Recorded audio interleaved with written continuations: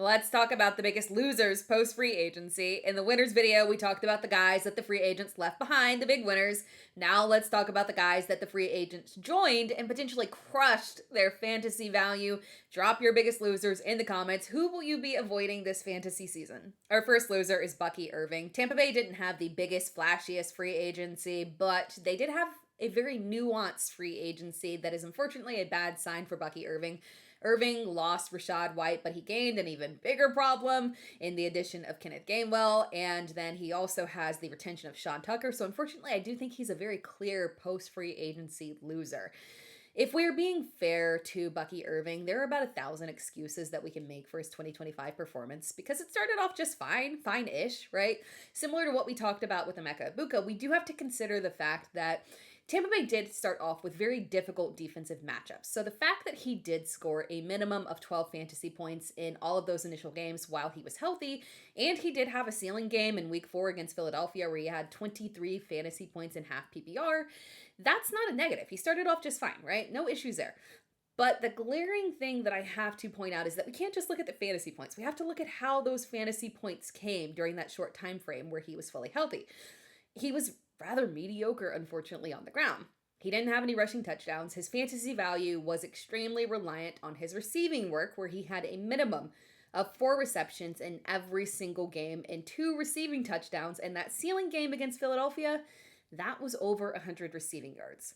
Then we lost him for a big chunk of the season, unfortunately, due to injury. And when he did return, we still saw mediocre production on the ground. He had just 1 rushing touchdown.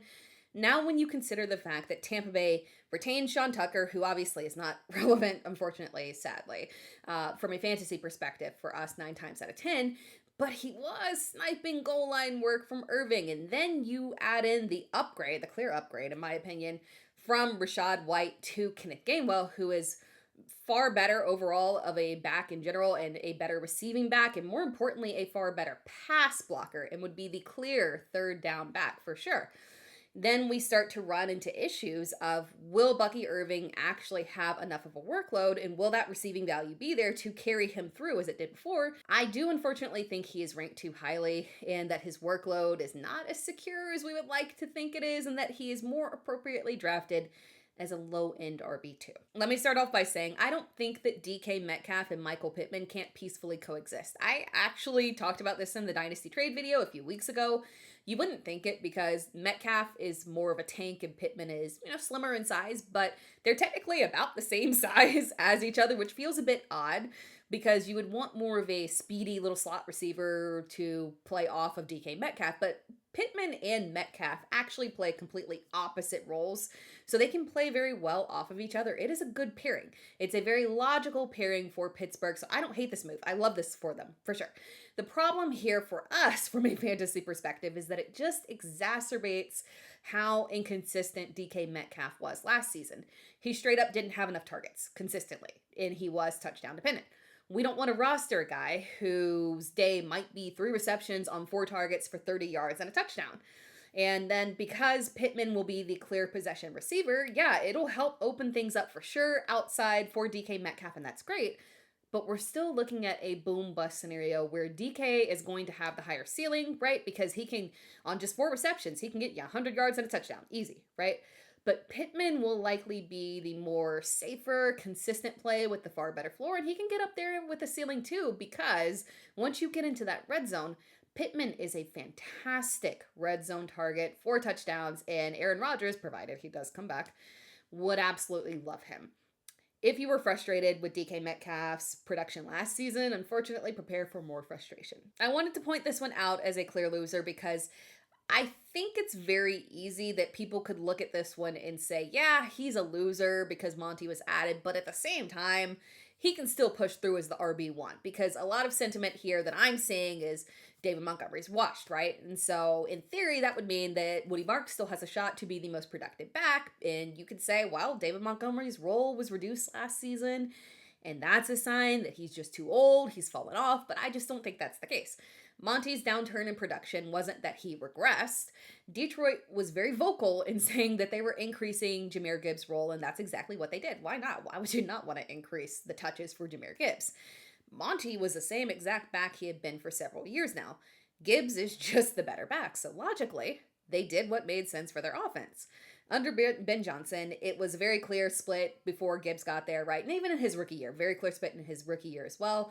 You've got your pass catching back and you've got your goal line back, your short yardage back.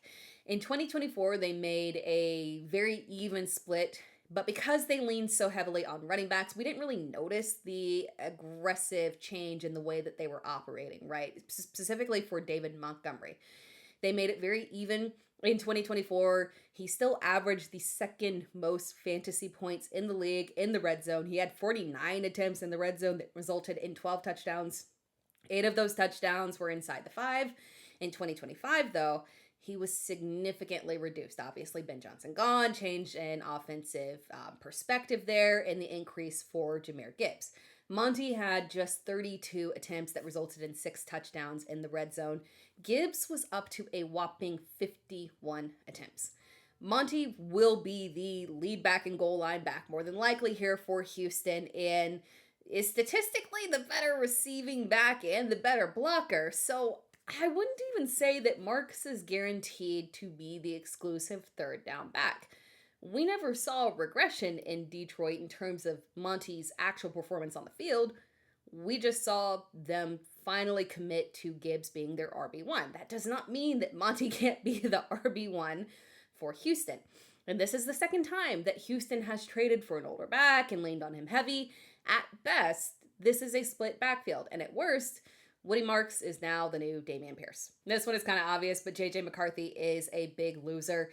It's not that I have a ton of confidence in Kyler Murray in general, but of all the quarterbacks they could have signed, this was the worst case scenario for JJ McCarthy, because if Kyler does remotely succeed, the Vikings are not going to let him walk after 2026 because they just got severely burned by letting Sam Darnold walk and go win a Super Bowl for Seattle.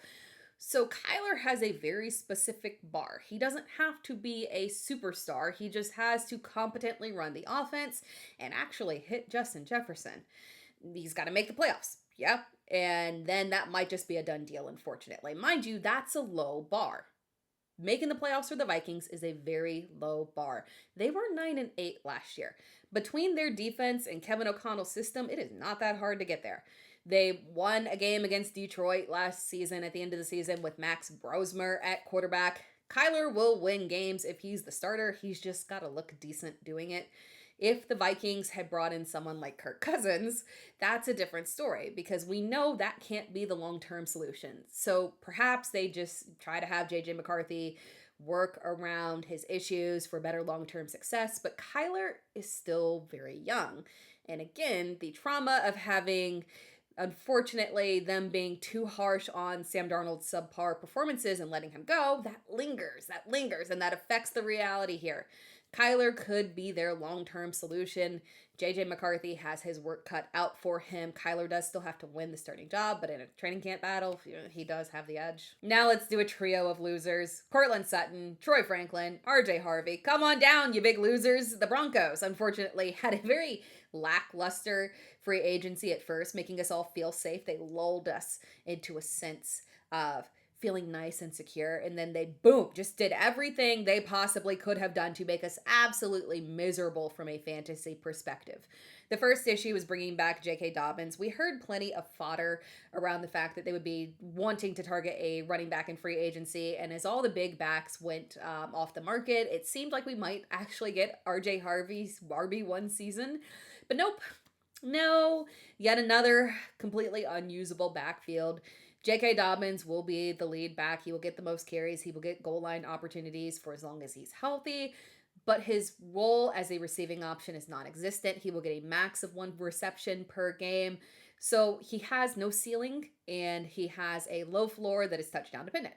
RJ Harvey will definitely have the higher upside for sure in half PPR and full PPR because he gets the receptions, and Bo Nix loves a check down. And he absolutely was actually a very reliable asset in the red zone last season in general, and impressive as a whole. He can absolutely get it done. He had 3 receptions on 3 targets for 3 touchdowns inside the 5. Excellent conversion rate, right? He converted at the goal line on the ground very well when he was actually given the opportunity. There is trust there. with him both on the ground and through the air. And I would expect that to continue. That's cool. But if you only get enough volume on the ground of like, I don't know, like 500 yards, that doesn't work for us. It makes you a very boom bust player, unfortunately, that also makes you very reliant on touchdowns as well. And it is an extremely unappealing backfield to draft because unfortunately we are 100% dependent on J.K. Dobbins' inevitable injury. But he's made it 12 to 13 games in back-to-back seasons, so you will literally more than likely be waiting half a season for your mid-round pick of R.J. Harvey to actually be reliable and consistent on a week-to-week basis. Also, do not put it past them to still draft another running back. That is very Sean Payton of him. Then we have poor Courtland Sutton and Troy Franklin. I put both of them here, unfortunately, because while Sutton could still be okay if Waddle was the only factor, there's just way too many bodies to make this a really stable, predictable situation on a week-to-week basis. And it is tough to do an apples-to-apples comparison, yes, because obviously we talked about Jaylen Waddle previously in previous videos and how we don't like this for him either, because while Waddle has absolutely shown a far higher ceiling than Courtland Sutton, he has been with a better quarterback. And yes, yeah, I stuttered on that because it's weird to say that Tua Tagovailoa was the better quarterback, but he was. Sutton spent the majority of his career dealing with an absolute mess of quarterbacks, nasty work, quite frankly. The best quarterback that he played with prior to Bo Nix was Joe Flacco for all of 8 games. Outside of that, it was Case Keenum, Drew Lock, Brandon Allen, Teddy Bridgewater, and a bunch of riffraff, and then obviously the ghost of Russell Wilson. It's been a mess. So quite frankly, I refuse to judge Courtland Sutton for anything that happened prior to Bo Nix. And the Broncos have and had a rather diverse usage of their receivers, and Sean Payton isn't exactly the most predictable guy in the world, so we can't really anoint anyone the wide receiver 1 or technically even the wide receiver 2 here. It's just really unpredictable in terms of this situation. The only winner here is Bo Nix. Everyone else from a fantasy perspective is just going to be a complete mess. I hate to kick a guy when he's down, but I want to. I've tried to keep this list to a lot of higher level guys because obviously backup running backs, players get added, it pushes you further down, right? So this is a clear loser situation, but I wanted to point this one out because I think there's obviously a lot of dynasty affinity for Kaleb Johnson, a lot of people that want him to do well, and I think there could be some people that are looking at this and saying, well, it's just Rico Dowdle added. It's not a big deal. Yeah, he's got the relationship with Mike McCarthy, but at the end of the day, he hasn't really maintained a true starter level for an entire season. So, yeah, Kaleb just has to beat out a mediocre Rico Dowdle and a mediocre Jaylen Warren, and we can get it. So that, yeah, I mean, in the discount that we'll get on him, yeah, let's do this. Let's do this. But I want us to step away from that because that's just surface level. When you actually break down the true skill sets of each back, that's when it becomes a real problem of Kaleb Johnson not really having the room to push through and have a role in this offense. If the Steelers have replaced Kenneth Gainwell with a more direct third down back role, Johnson then might have stood a chance, right? Because Jaylen Warren, is he a true lead back? You can debate that. But what you can't debate is that when you compare Rico Dowdle to Jaylen Warren, it is a blatantly obvious situation of Rico being more of the early goal line back, even though he's a 3-down back. He can't catch and pass block, not an issue. But he is clearly more tailored to early down and goal line work. And Jaylen Warren is the far superior blocker. It's not even close. And I think we're really underselling that skill set that he has, right? Warren was the highest graded pass blocker in the NFL, in the entire NFL last year at running back, like according to PFF, like the highest, the top. And Kenneth Gainwell was the 4th highest, which is why I spoke about him being such an issue for Bucky Irving. But when you look at it like that, Kenneth Gainwell and Jaylen Warren were extremely similar backs. So the Steelers were able to use them interchangeably. But with Rico added, it makes it very clear that there's 2 split roles. And Kaleb cannot compete with Jaylen Warren as a third down back. It's not possible. So that makes his direct competition now Rico Dowdle, because Kaleb flat out can't beat Jaylen Warren at what he's good at. So now your competition is a guy that you know the head coach brought in personally because he loves him and already made him starter on another team, you were fighting an uphill battle. So while in theory you could be looking at this backfield as something that Johnson could win out on because none of these other running backs are high-end franchise running backs, this could actually be a very tough sell for him to push through. This was one of the least ideal scenarios for him, unfortunately. Thank you for watching this video. If you enjoyed the video, be sure to like the video, subscribe to the channel. You can find me across all social media platforms at It's Tera Times. Make sure that you're locked in, tuned in, subscribe, turn on notifications. I am live every Wednesday at 8 p.m. EST taking your questions, and we are inching closer and closer to the draft, and then we'll get off-season workouts and OTAs and training camps, and then the fantasy season. So stay tuned, lock in. It is time now, people.